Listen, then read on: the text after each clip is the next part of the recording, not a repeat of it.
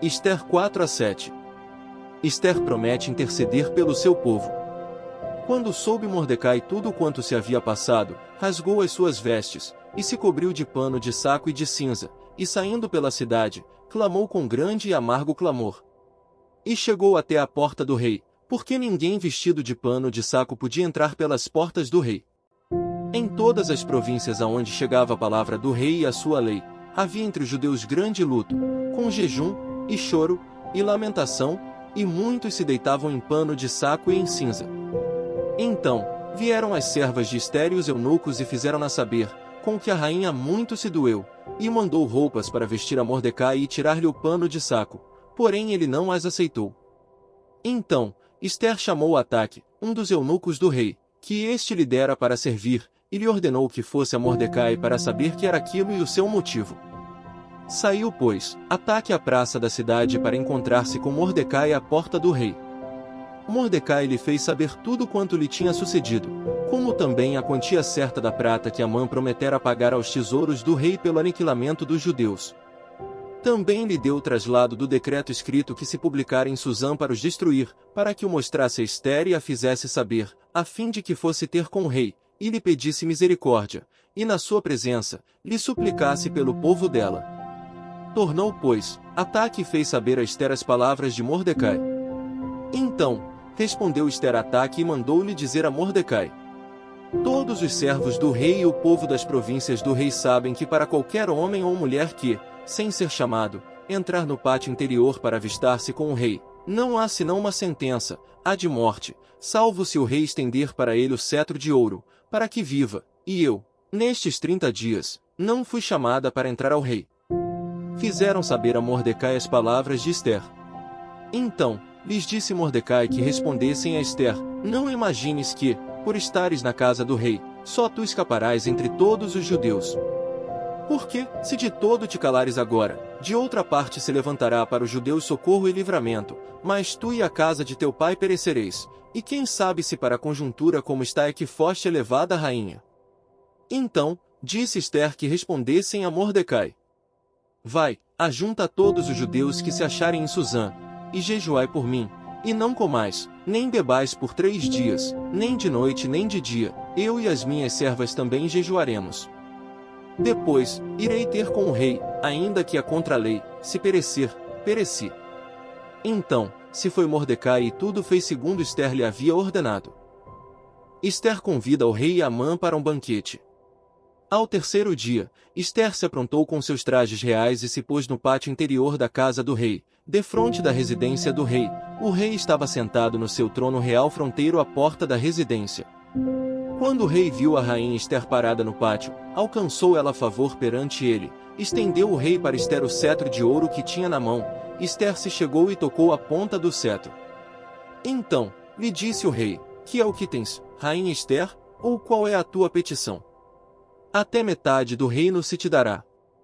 Respondeu Ester: se bem te parecer, venha ao rei Amã, hoje, ao banquete que eu preparei ao rei.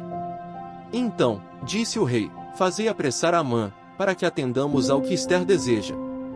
Vindo, pois, o rei e Amã ao banquete que Ester havia preparado, disse o rei a Ester: no banquete do vinho, qual é a tua petição?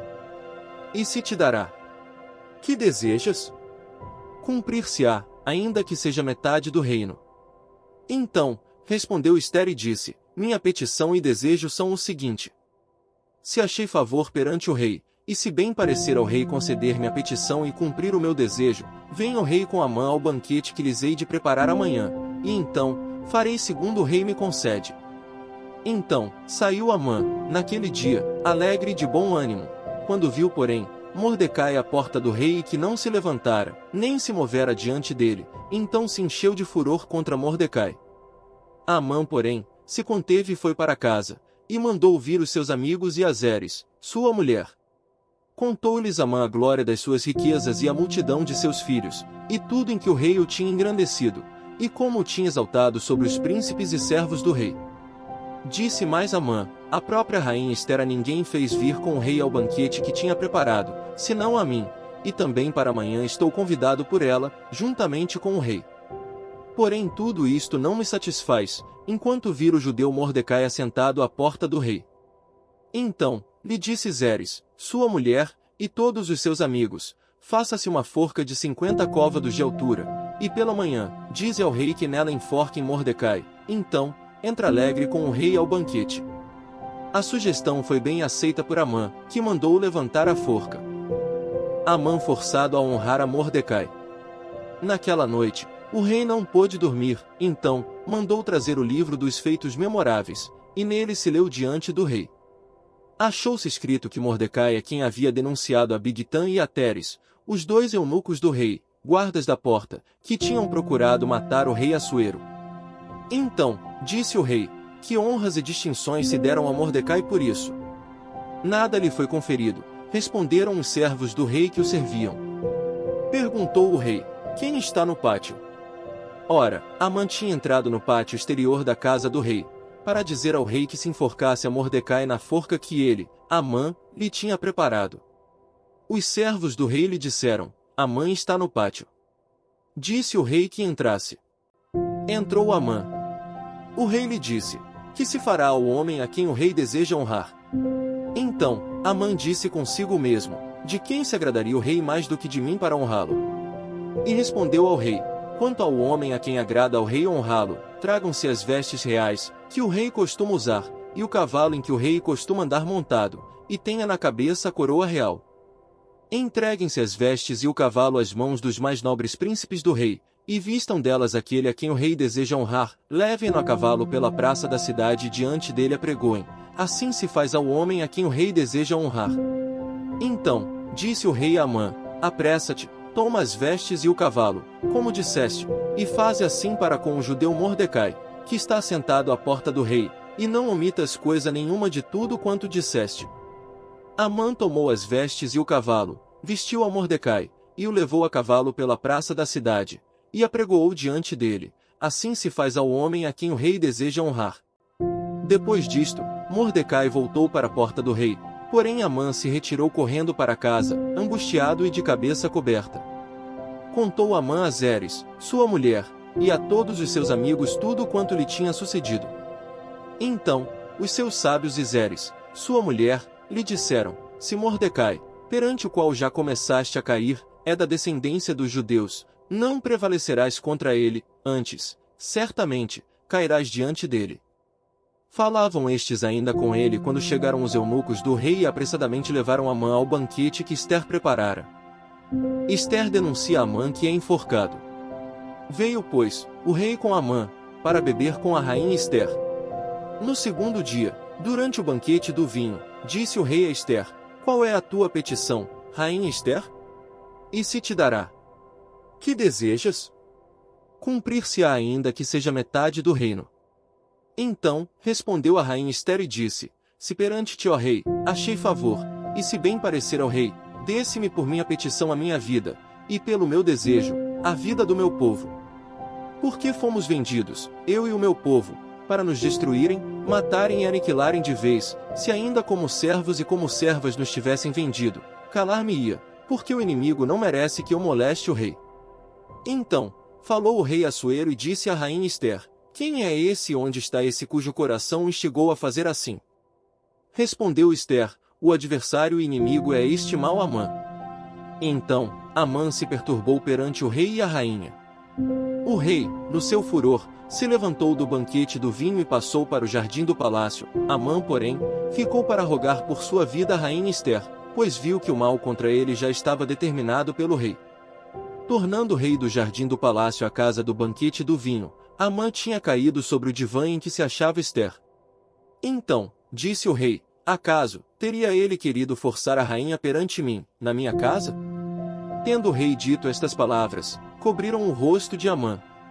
Então, disse Arbona, um dos eunucos que serviam o rei, eis que existe junto à casa de Amã a forca de 50 côvados de altura que ele preparou para Mordecai, que falará em defesa do rei. Então, disse o rei, enforcai-o nela. Enforcaram, pois, Amã na forca que ele tinha preparado para Mordecai. Então, o furor do rei se aplacou. 1 Coríntios 12. Acerca de dons espirituais. A respeito dos dons espirituais, não quero, irmãos, que sejais ignorantes. Sabeis que outrora, quando éreis gentios, deixáveis conduzir-vos aos ídolos mudos, segundo éreis guiados. Por isso, vos faço compreender que ninguém que fala pelo Espírito de Deus afirma, anátema, Jesus. Por outro lado, ninguém pode dizer, Senhor Jesus, senão pelo Espírito Santo.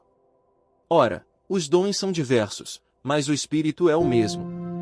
E também há diversidade nos serviços, mas o Senhor é o mesmo. E há diversidade nas realizações, mas o mesmo Deus é quem opera tudo em todos. A manifestação do Espírito é concedida a cada um visando a um fim proveitoso. Porque a um é dada, mediante o Espírito, a palavra da sabedoria, e a outro, segundo o mesmo Espírito, a palavra do conhecimento. A outro, no mesmo Espírito, a fé, e a outro, no mesmo Espírito, dons de curar. A outro, operações de milagres, a outro, profecia, a outro, discernimento de espíritos, a um, variedade de línguas, e a outro, capacidade para interpretá-las. Mas um só e o mesmo Espírito realiza todas estas coisas, distribuindo-as, como lhe apraz, a cada um individualmente. A unidade orgânica da Igreja. Porque, assim como o corpo é um e tem muitos membros, e todos os membros, sendo muitos, constituem um só corpo, assim também com respeito a Cristo. Pois, em um só Espírito, todos nós fomos batizados em um corpo, quer judeus, quer gregos, quer escravos, quer livres. E a todos nós foi dado beber de um só Espírito. Porque também o corpo não é um só membro, mas muitos. Se disser o pé, porque não sou mão, não sou do corpo, nem por isso deixa de ser do corpo. Se o ouvido disser, porque não sou o olho, não sou do corpo, nem por isso deixa de o ser. Se todo o corpo fosse olho, onde estaria o ouvido? Se todo fosse ouvido, onde, o olfato?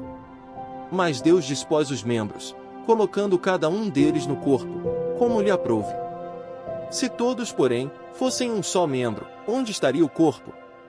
O certo é que há muitos membros, mas um só corpo. Não podem os olhos dizer à mão, não precisamos de ti, nem ainda a cabeça, aos pés, não preciso de vós. Pelo contrário, os membros do corpo que parecem ser mais fracos são necessários.